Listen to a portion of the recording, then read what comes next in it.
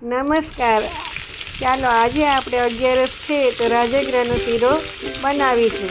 આપણે 3 ચમચી ઘી લેવાનું છે અને એમાં 1 વાટકી રાજગરાનો ઉમેરવાનો છે.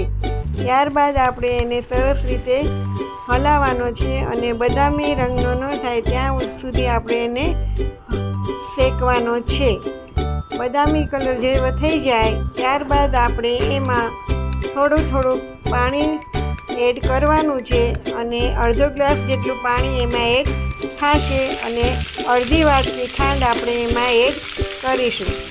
ત્યારબાદ આપણે એને એક સરખી રીતે સરસ હલાવી લઈશું અને જ્યાં સુધી ઘી છૂટું ન પડે ત્યાં સુધી આપણે એને ધીમા ગેસે ચલાવ્યા કરશું અને આ રીતે ઘી છૂટું પડશે એટલે આપણને તરત દેખાશે અને આ આપણો શીરો તૈયાર થઈ ગયો છે અને ઘી પણ છૂટું પડી ગયું છે.